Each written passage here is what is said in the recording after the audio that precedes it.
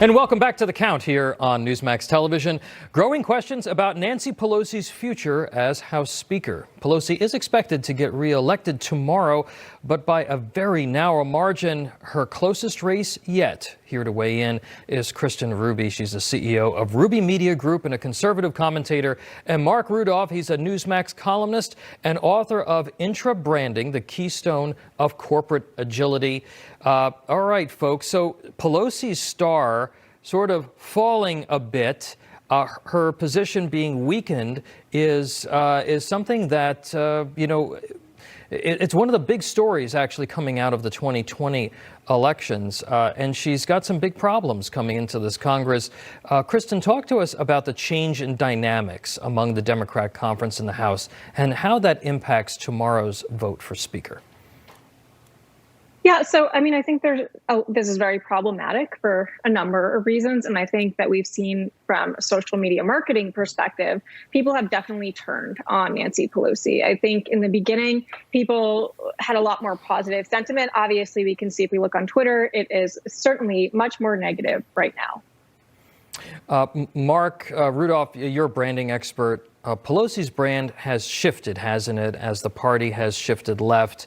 And she really put a lot of her credibility on the line with the impeachment of President Trump. Hasn't worked for her, and we're really ending the Pelosi era here, even if she does make it through the Speaker vote tomorrow, right? Well, I used to live in California. I don't anymore. And when you talk about Pelosi's brand, anytime you talk about a brand, you always have to ask, who's the audience? And I don't know anybody who likes Nancy Pelosi, but she has a lot of power in the House because she raises a lot of money. Mm-hmm. But she did hurt her credibility a lot during the impeachment hearing. She hurts herself every time she opens her mouth. But yet, the question isn't, why is Nancy Pelosi weak? The question is, why has she ever been strong? And it's all about money, and it's all about knowing where the skeletons are. But she's a horrible person. And she just keeps going further and further left, clinging onto power. She's a disaster. And because she hasn't been voted out yet, it says everything about the people in the House. They're a disgrace. And so she's going to end up losing because Trump, you'll see, is going to end up winning. And she's going to be out. Kristen, she's long kind of been the Iron Lady of the Democratic Party, and Mark makes a good point that a lot of it has to do with the fact that she's raised money, she's moved a lot of money around, but she's got moderates who were not happy with the strategy. She put everybody, all the moderate members of her conference, in a very, very difficult position on the impeachment vote. She embraced defund the police. She has embraced many of the folks in the squad, even though the squad isn't thrilled with her. So what do you see as the future for Nancy Pelosi in this Congress? Is she still going to be able to maneuver the way that she's used to? No, I think she absolutely will not be able to maneuver the way that she was used to. And what comes to mind is that picture of her when she was ripping up, as Trump was speaking, she's ripping up the pieces of paper.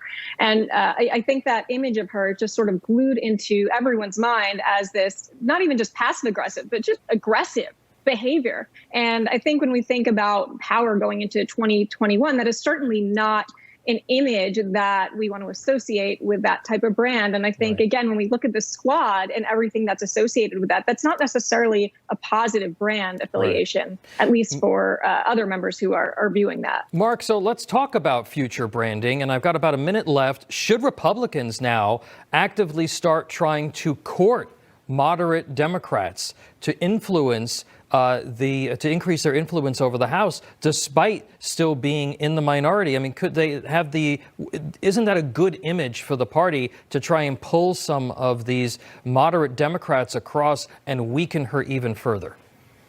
Well, I don't know what a moderate Democrat is. Is there such a thing? It seems like an oxymoron. The thing is that the way for Republicans to become popular is to be small r Republicans. That means this country is a constitutional republic, small government, maximum liberty. If the Republicans would just act like small R Republicans, they would attract people. But when you say court moderate Democrats, that means always lower the bar, go towards them. You never see Democrats going towards Republicans, do you? It's always Republicans going towards Democrats. It's time for Republicans to start acting like vertebrates and just attract people because you have something of value. That's what branding is all about, something of value. If the Republicans keep watering themselves down, then they're worthless and they might as well dissolve. Kristen Ruby and Mark Rudolph, thank you so much. Appreciate you being here.